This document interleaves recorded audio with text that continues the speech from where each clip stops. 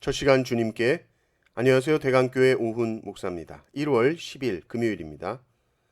하나님 우리에게 주신 말씀은 베드로후서 3장 1절에서 13절까지 말씀입니다. 사랑하는 자들아, 내가 이제 이 둘째 편지를 너희에게 쓰노니 이 두 편지로 너희의 진실한 마음을 일깨워 생각나게 하여 곧 거룩한 선지자들이 예언한 말씀과 주 되신 구주께서 너희의 사도들로 말미암아 명하신 것을 기억하게 하려 하노라.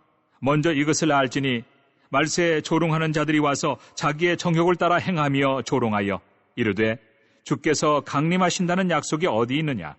조상들이 잔후로부터 만물이 처음 창조될 때와 같이 그냥 있다 하니 이는 하늘이 예적부터 있는 것과 땅이 물에서 나와 물로 성립된 것도 하나님의 말씀으로 된 것을 그들이 일부러 잊으려 함이로다. 이로 말미암아 그때 세상은 물이 넘침으로 멸망하였으되 이제 하늘과 땅은 그 동일한 말씀으로 불사르기 위하여 보호하신 바 되어 경건하지 아니한 사람들의 심판과 멸망의 날까지 보존하여 두신 것이니라.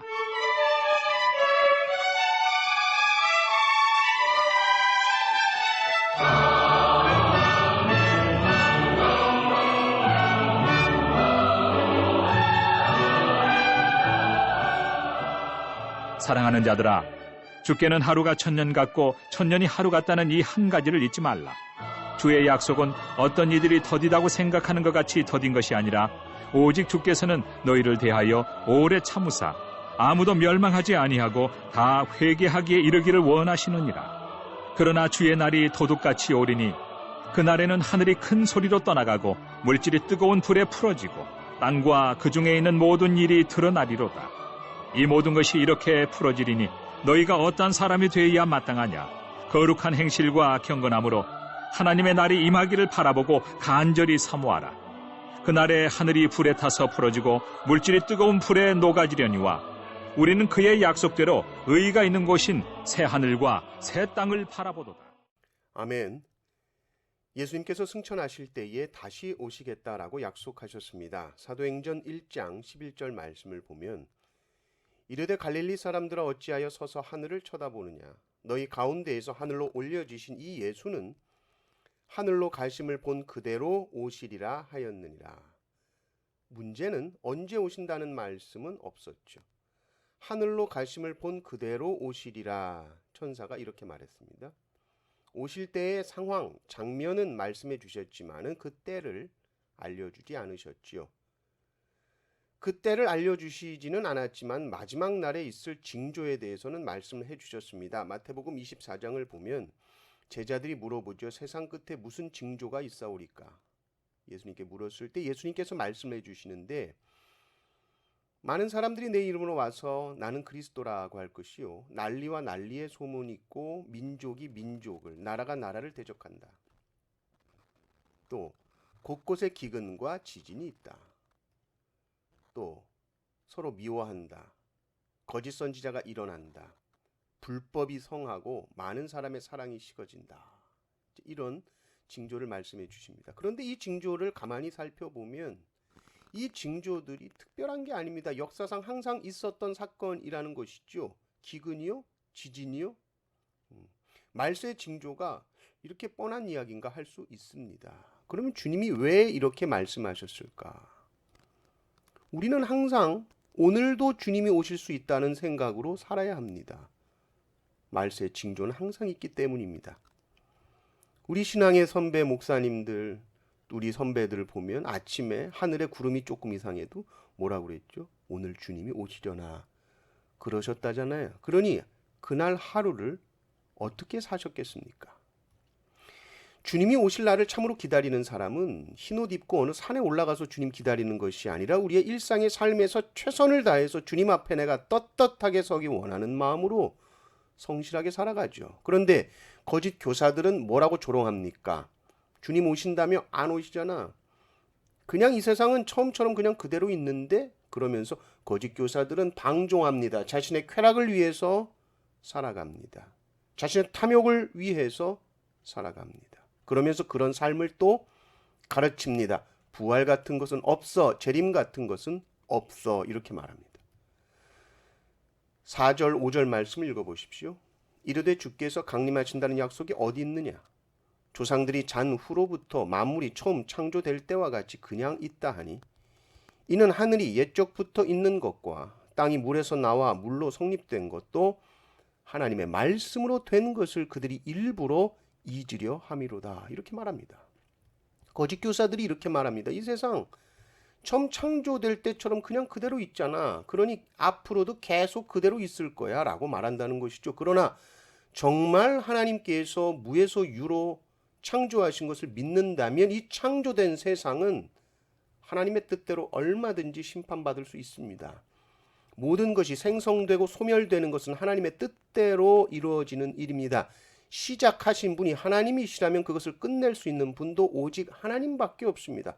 누가 창조했는가? 하나님이시다. 그렇다면 이 역사의 마지막 커튼을 누가 닫겠는가?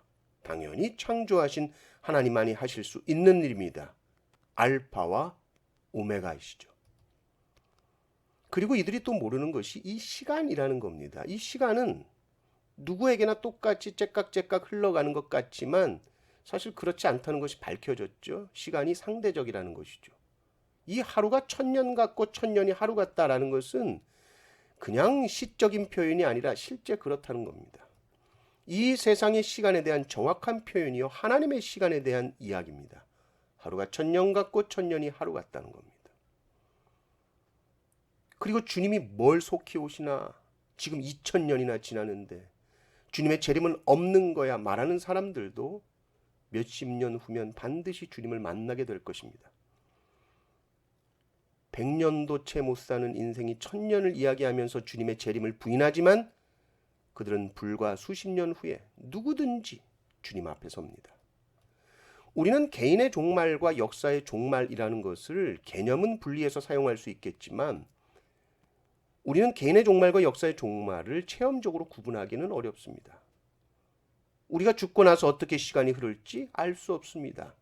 우리의 죽음 이후의 시간이 이 땅의 시간과 같을까요? 모르죠. 우리의 죽음 이후 주님의 재림 때까지 눈 깜짝할 사이 지나가는 시간일 수도 있습니다. 우리는 모릅니다. 그러니 우리가 지금 이 땅의 삶을 살면서 이제 곧 주님을 만날 것이다 라는 마음으로 남은 인생을 살아간다는 것은 참으로 인생을 아는 지혜로운 삶입니다. 8절 9절을 읽어보십시오. 사랑하는 자들아, 죽게는 하루가 1000년 같고 1000년이 하루 같다는 이 한 가지를 잊지 말라. 주의 약속은 어떤 이들이 더디다고 생각하는 것 같이 더딘 것이 아니라 오직 주께서는 너희를 대하여 오래 참으사 아무도 멸망하지 아니하고 다 회개하기에 이르기를 원하시느니라.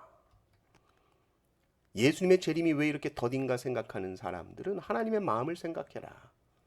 하나님은 한 사람이라도 더 회개해서 주님 앞에 돌아오기를 바란다.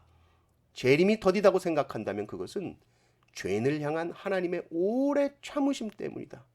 회개하기를 원하시는 하나님의 긍휼과 자비 때문이다. 그러니까 우리가 이 땅에서 사는 시간은 우리가 주님 앞에 서는 그 시간까지 뭐 하는 시간입니까? 회개하는 시간입니다. 그리고 믿지 않는 자들을 회개시키는 시간이죠.